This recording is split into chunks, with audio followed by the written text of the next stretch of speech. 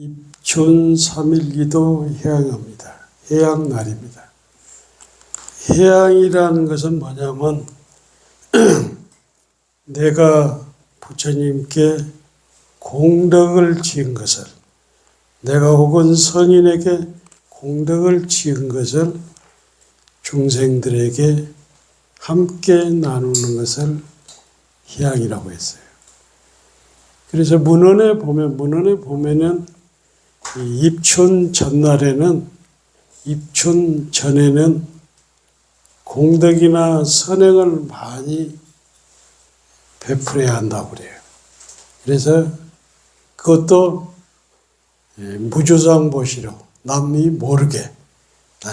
그러니까 할머니가 손주한테 용돈 주고 싶으면 입춘 전날 주면 좋고, 저도 이렇게 선방을 운영하다 보니까 전국에서 대중구양도 오고 전국에서 후원은 보살님들이 있어서 거금 228만 원을 들여가지고 엊그제 남대문에 가서 방선하고 가서 꽃감을 이렇게 공양을 올렸는데, 이게 영업이 있는 게 뭐냐면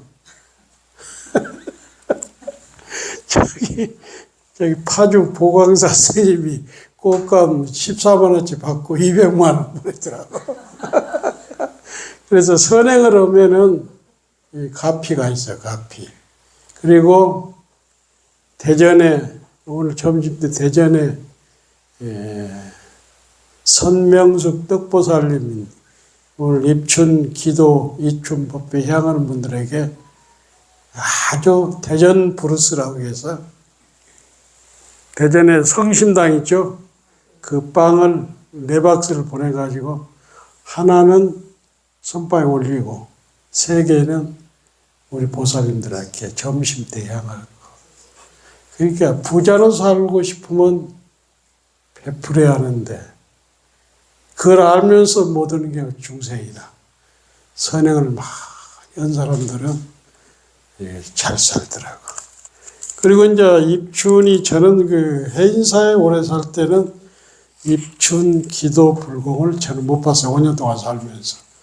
그래서 대개 이제 예전에는 입춘 대길, 건양 다경 이렇게 해가지고 오는데, 요즘 젊은 신세대 스님들은 이렇게 빨간 말을 그려가지고 입춘 대길이라고 해가지고 이렇게 해서 저도 아침에 붙여놨습니다. 그래서 이제 요즘은 인쇄술이 발달하니까 이것을 대문 앞에다든가 그 다음에 문 앞에 이렇게 달면 좋고, 요것은 제가 무비스님 모시고 살 때 듣었는데, 어찌됐건 요렇게 붙여야 입춘 대길이 왼쪽으로 가고 건양당이 오른쪽으로 가서 이것을 열어놓으면 복이 도망간단 말이에요. 그래서 복을 받으려면 다 이렇게 해야 이렇게. 그래가지고 이것을 1년 내에 붙이는데 이건 안 맞아. 내 어른 스님들, 타는 스님도 말씀해. 이건 입하 전에, 여름 들어가기 전에 이거 띄어서 불을 질러야 해요. 되게 보면 1년 내에 하는 집 있죠. 예? 그거 잘못 드는 거야. 입하 전에, 여름 입하라고 있죠. 입하 전날 뜯어가지고 불을 질러야 해요. 입춘이잖아, 입춘. 근데 여름에 이렇게 해놓으면 되는 거야. 요것은 내가 변각성 스님한테 해석을 들었는데, 그 각성 스님이라고 아주 강사를 유명합니다. 이분은 이렇게 해석하더라고요. 여러 가지 뜻이 있어. 저도 아침에 이렇게 찾아보니까 여러 가지가 뜻이 있는데, 제가 모시던 대성지신론을 배웠던 각성 스님이 이렇게 표현하더라고. 입춘이, 설립자가 입춘이, 봄이 오니 크게 행복하셔서 건양 햇빛이 잘 비쳐서 이게 크게 행복이 이제 대길이라. 크게 행복하시고 햇빛이 건양닭양 햇빛이 잘 비쳐서 경사스러운 날이 많으십시오. 이렇게 이제 이 소원을 하는 거예요. 그래서 이제 이게 이제 이 시라 시 이렇게 소원을 비는 것이 요. 근데 이제 나도 아침에 그걸 문헌을 찾아보니까 많아 해석이. 근데 이제 유명한 강사 스님 해석이 이러니까. 그리고 이제 그 유명한 인천의 송담 스님께서는 1948년도에 출가하셔가지고 조금 있다 유교가 터진 거예요. 그래서 계림동 뚝방에서 이제 묵원하면서 경지를 했는데 그때 담양 보강사 주지가 누구냐면 도광스님이라 도광도철인데 아무리 봐도 정강스님을 모셔야 신도들이 올 것 같거든. 그래가지고 정강로 스님을 보강사 조실로 모신 거예요. 그리고 이제 송담 스님이 거기서 10년을 묵언했는데 입춘 전날 오도성에 나왔습니다. 항매산 뜰에 봄눈이 내렸는데 천기력이 하늘에서 울며 북을 향해서 나르는구나. 무슨 일로 10년 동안을 힘을 헛되이 허비했던가. 달 아래 섬진 대강이 흐르는구나. 이게 이제 입춘 전날 나온 거예요. 그래가지고 송담 스님이 바로 거기서 전법기를 받은 것이 아니라 그 다음에 동안거 그 가을에 춘성 스님 해암 스님이라고 저기 수도사 해암 스님 그리고 나서 정강 스님이 전법기를 내린 거예요. 이게 송담 스님이 몇 살에 출가했냐면 강주 서중학교 졸업하고 우리 나이로 보면 18살에 출가했어. 어디로 출가했냐면 무등산에 있는 자우남으로 했는데 무당절로 출가했어요. 그때는 이제 정강스님이 주로 다보사, 그 다음에 하암사, 그 다음에 전라도 지방에 돌아다닐 때니까. 그래가지고 그게 정강스님이 이 송담 스님을 알아본 거예요. 알아봐가지고 오기야 금이야 10년 만에 이렇게. 그게 되게 이렇게 보면은 돌아다니는 스님들은 절대 출세를 못해.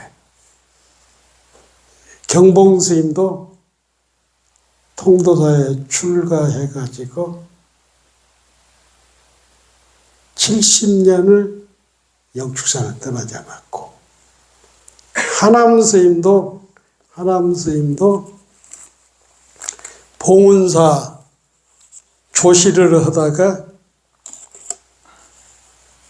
원력을 세서 사원사로 들어가는데 27년을 묵언을 했어. 그러니까 나오지라 동구불출했어.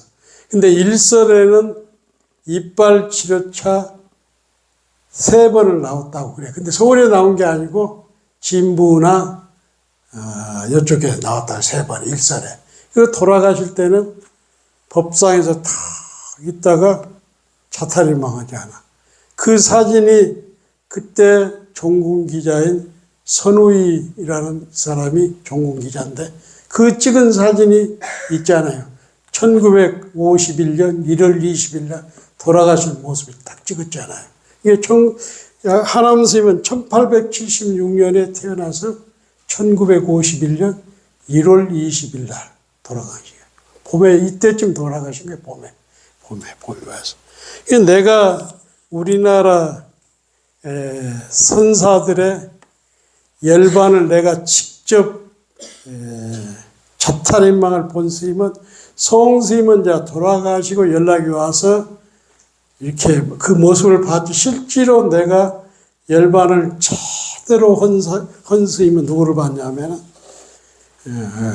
해인사의 현호 스님이라고 이 우리 도반 운곡 스님 은사인데 이분이 송강사에 살다가 해인사 와가지고 30년을 살았는데 운곡 스님이 시보를 하면서 시보니까 나 오늘 저녁에 갈란다. 현호 스님이 그런 거예요. 그러니까 운곡 스님이 오늘이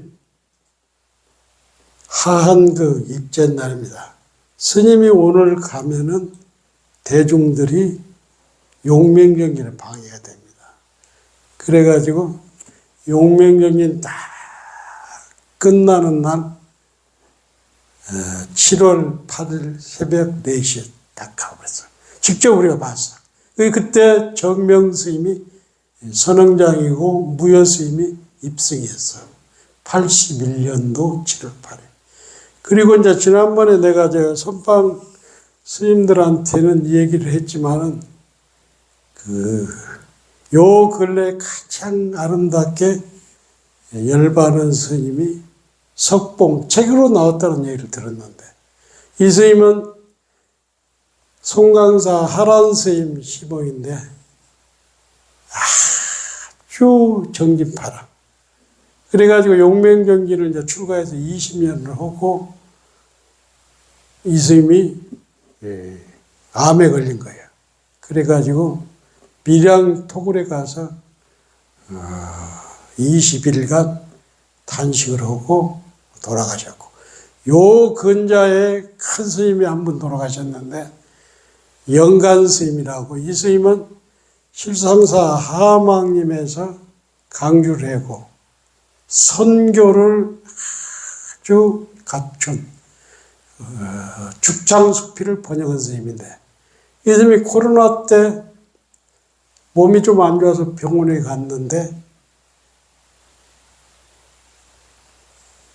대장암 사기. 예, 그날부터 봉암사는 대중이 많다 보니까 단식하기 힘들잖아요. 그래서 부산의 간음사 지연스님전에 가서 14일간 단식을 했다. 근데 그분은 선교에 뛰어나고 우리 조계종의 표준 금강경도 그분이 번역했는데 번역에 아주 다르다.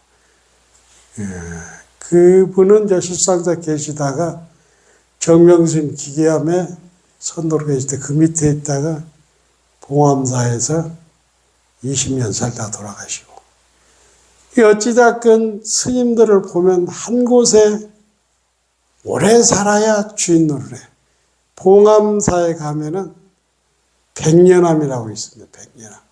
봉암사에서 저 백년암이라고 이렇게 백년암이 있는데 거기에 법연 스님이 살아. 법연 스님 사는데 이 스님은 출가한 이래 봉암사만 사는 거예요.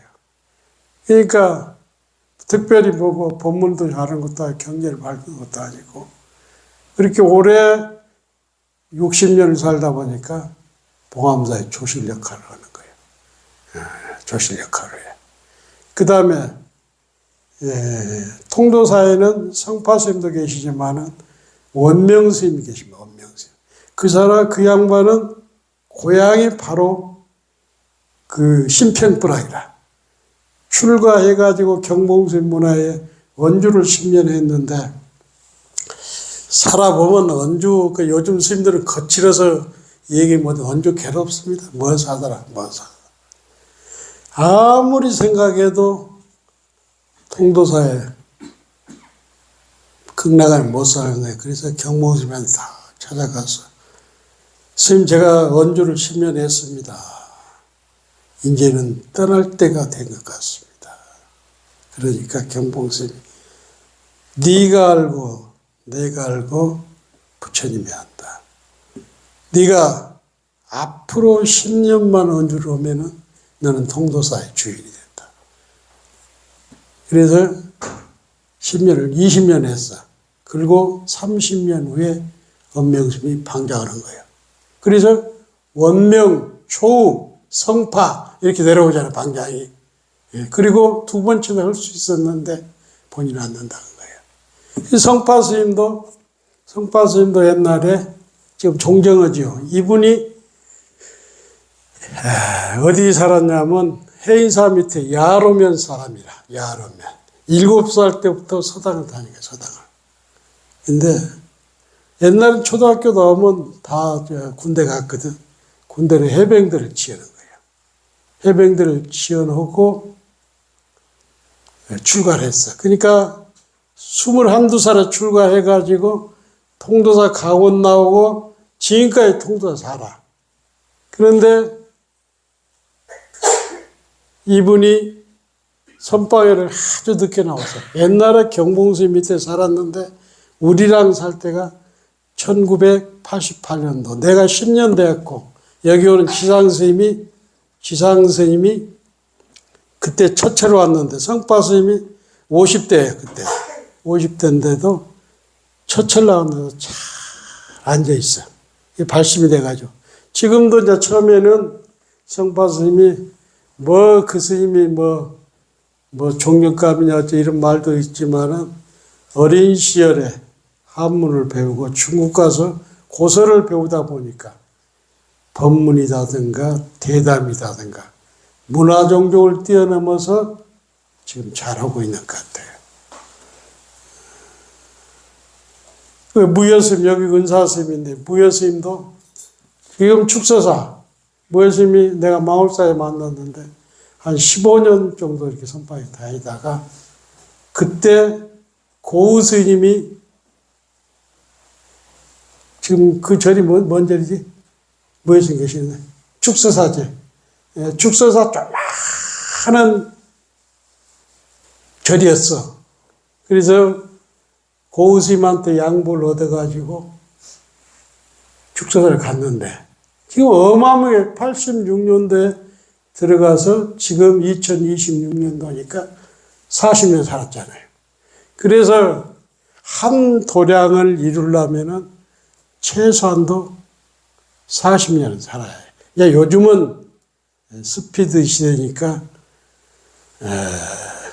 설악산의 오연스님 같은 경우도 원래 대처성 상자였는데 정유스님 소개로 75년도에 문성준 스님한테 건너가는 거예요. 설악산 호랑이. 근데 이 복이 많으려고 문성준 스님이 1978년도 대관령을 직접 차를 운전하다가 떨어지고 돌아가신 거예요. 그래갖고 오연 스님이 77년도부터 설악산 주인하면서 선방도 하고 기본선언도 하고 무무관도 하고 만해물학산도 만들고. 그래서 사람이 어떤 경계에 다 있어도 자리를 옮기는 거 이게 별로 안 좋아요. 힘들어도 한 곳에 가면 10년은 살아야 그 도량에 사람이 되는 거예요. 그래서 오늘은 누구 얘기를 하냐면 내가 그 백담소 사는데 해양남 오연 조지심이 영진심한테 그랬더라고 그래.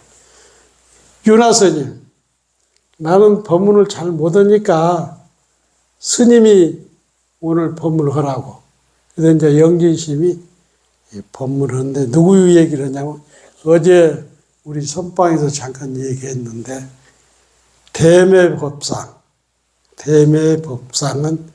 어떤 스님이 상자냐면 마조 스님의 상자라. 그래서 마조 스님이 처처를 딱 갔는데 즉심 시불이라는 거. 마음이 곧 부처란 이 말에 대매산이 딱 껴쳐오는 거예요. 그래가지고 대매산으로 들어가서 공부를 하는데 대매산호 전 대중은 대매산호 들어간지는 아는데 한 번도 안 나오거든. 그래서 마조 스님이 염간 제한 스님한테 대매산에 들어간 그 중을 찾아오라는 거예요.